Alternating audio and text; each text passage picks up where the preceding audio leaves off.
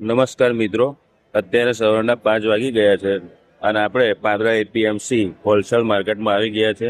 પાદરાનું આ માર્કેટ લીલા શાકભાજી માટે ખૂબ જ પ્રખ્યાત છે. અત્યારે આપણે દુકાન નંબર 63 પર છે, ત્યાં વિલેશભાઈ છે.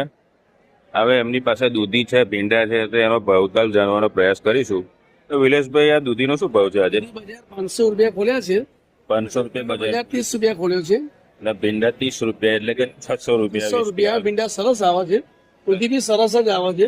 તો સરસ કાલી ભીંડા છે અને એકદમ પૂરી અને સરસ પીળી છે. ભીંડા બી સરસ છે. ભીંડા જ આવે છે, એક નંબર ભીંડા છે, જોરદાર ભીંડા આવેલા છે.